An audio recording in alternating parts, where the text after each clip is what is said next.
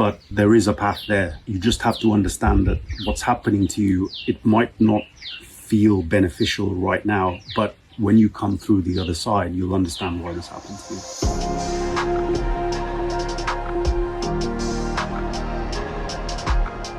A lot of people ask the question, why did this happen to me? I think I was asking this myself for many years. Why did this hit me? Why not somebody else? Why not my friends? Why not other people that I know?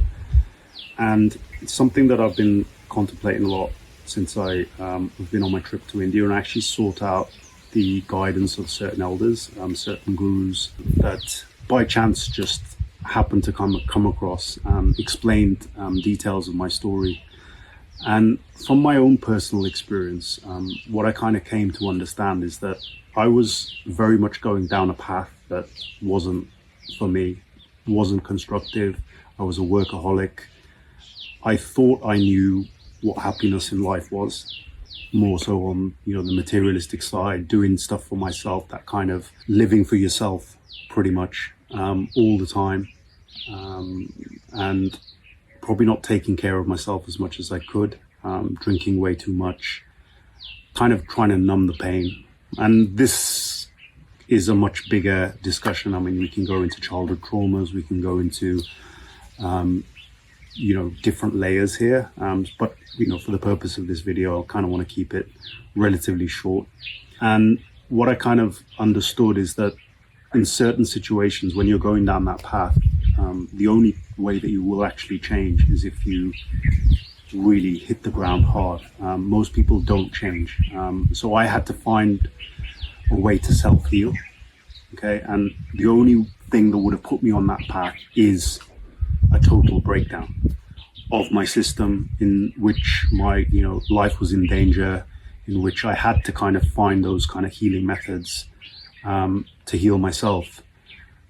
Had I continued on the path that I'd been going down, not only would it not have been fulfilling for me, I think probably I would have ended up with something a lot more serious, and something that would have been a lot harder to come back from, especially the older I got.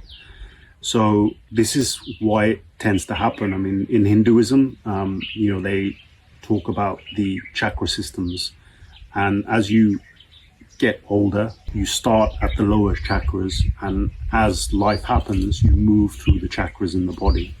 Okay. What happens to a lot of people when they get chronically sick overnight and they have a total breakdown is they go from the lower chakras to the higher chakras very quickly, and they can't seem to handle all that energy, all that interference, all that stress.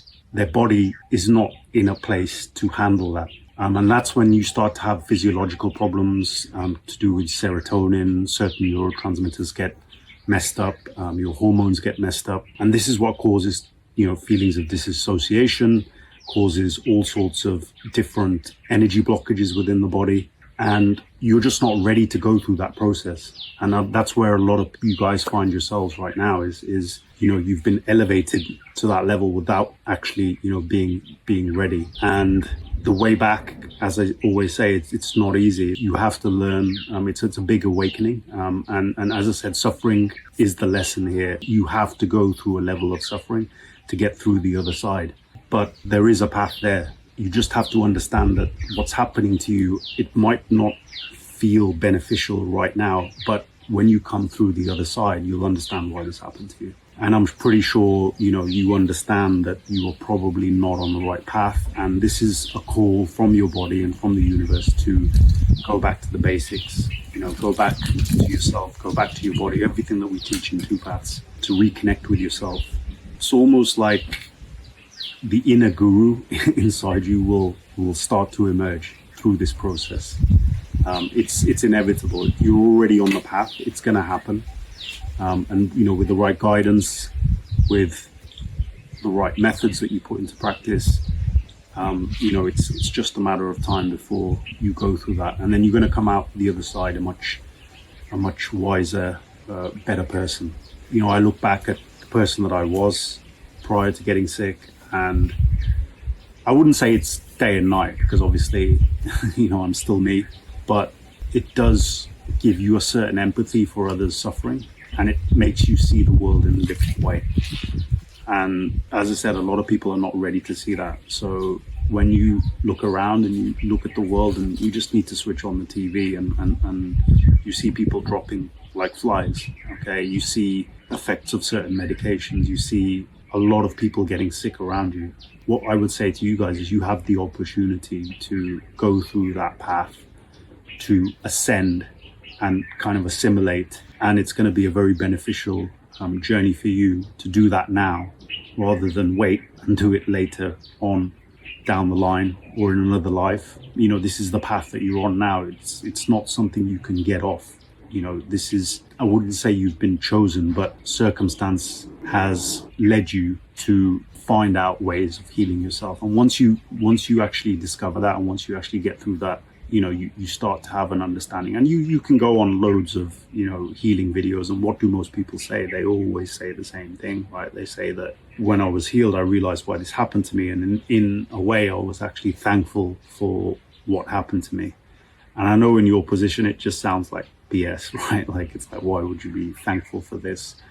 But it's about perspective, right? Like you can see what's happening to yourself as a complete curse, and why did this happen to me? And, you know, I will never get through this. But remember, you can put that into reality. But what about flipping it and saying, okay, look, well, maybe I wasn't living to my true self. Maybe I wasn't actually living the way I was supposed to live. And this is a blessing in disguise, because it actually has allowed me to see not only the reality of the world, to see how to heal myself, to help others heal. I mean, these are all things in the world that we need right now, you know, with all the chaos around us.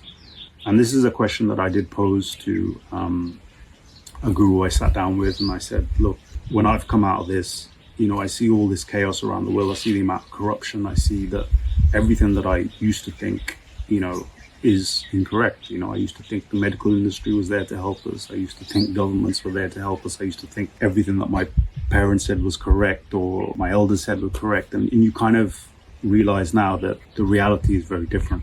And I asked him, you know, how do you operate in a world like that, where sometimes it feels, you know, whatever you do, whatever you fight against, whenever you try to bring truth to people, there's always going to be people out there who will counteract that. And it's almost like you're fighting a losing battle, because the world is going downhill at a fast rate. Like, how do you survive in a world like that? And what he said is you have to work on yourself. You have to become enlightened yourself. You have to learn how to heal yourself. And everybody's a drop. And then, I can't remember the exact phrase he used, but it was like every drop in the ocean matters. So if you're a drop, the more drops that are created, you actually create an ocean. Okay, I completely butchered that, but you get the point. It is about working on yourself. And I hope this video resonates with you guys, and I'll see you in the next one. Take care.